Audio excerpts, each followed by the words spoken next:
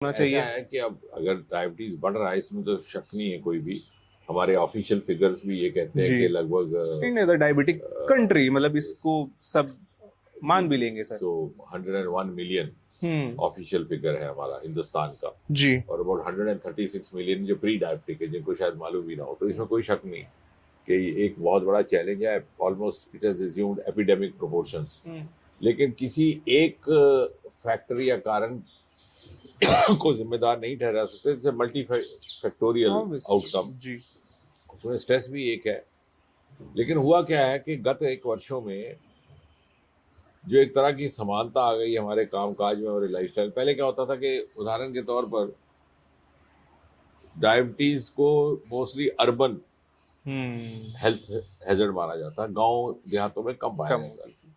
अब ऐसा नहीं है। मेरा एक आर्टिकल छपा था बहुत साल पहले, 15 साल पहले, हम्म। हमारा एक journal of association of physicians of India में, हम्म। कि break down in rural urban divide.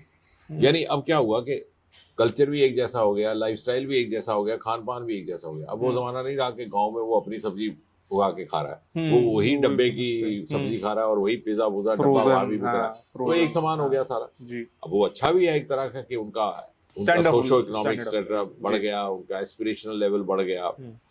वो समझते हैं कि हम भी उसी सुविधा के हकदार हैं या उसी लग्जरी के हकदार हैं जिस तरह के शहर वाले लोग।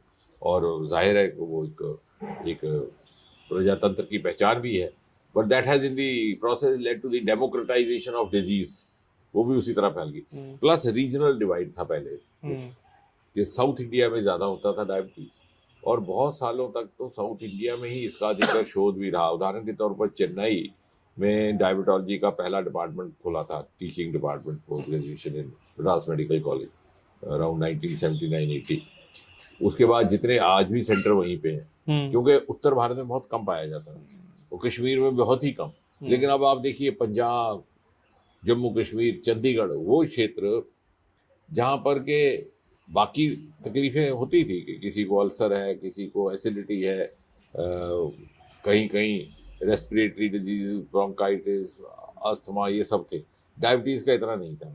लेकिन ये पिछले लगभग 15-20 साल से एक समान उत्तर भारत में भी हो गया। और मेरी एक स्टडी थी कश्मीरी पंडित माइग्रेंट्स को लेकर के। उसमें हमने एक बड़ा दिलचस्प केस स्टडी का उदाहरण दिया था कि एक कश्मीरी पंडित मूल के एक अधिकारी थे, उच्च अधिकारी। वो जब पलायन हुआ है 1990 के बाद, जब यकदम सारे के सारे इस वर्ग को वहाँ से निकलना पड़ा कश्मीर घाटी से, तो वहाँ आकर के कहीं यहाँ आ गए वो। तो उनको यकायक लगा कि मुझे बहुत प्यास लगती है, तो बार बार पानी पीते थे। और एक नौबत ऐसी हुई कि वो जो उनका अटेंडेंट था उसको उन्होंने कहा कि बार बार तुम्हारा भी वक्त ज़ाया होता है, मेरा भी होता है, तुम ऐसा करो, तुम नजर रखो, जैसे ही मेरा पानी का गिलास खाली हो तुम रख दिया करो बिना कहे हुए। और बहुत अरसा के बाद उनको ये एहसास हुआ, जब किसी से उन्होंने बात की, कि उनको डायबिटीज हुआ था या हो रहा था, क्योंकि उन कभी सुना ही नहीं था। और सभी के सभी उस वर्ग में फैल गया। और जैसा आपने कहा उसमें स्ट्रेस का भी एक पहलू रहा होगा। तो बहुत सारी बातें हैं। और इसीलिए आज भी उसका, और ख़ासतौर हमारे लिए ये भी चैलेंज है। जब आपने कहा चैलेंज की बात, तो ये एक तरह का राष्ट्रीय चैलेंज है, क्योंकि हमारी 70% से अधिक जनसंख्या 40 वर्ष से कम आयु है। और यही लोग होंगे सन 2047 में, at the prime of their career, prime of their age. तो सन 2047 के भारत की रचना का काम भी परमात्मा ने इन्हीं के जिम्मे किया।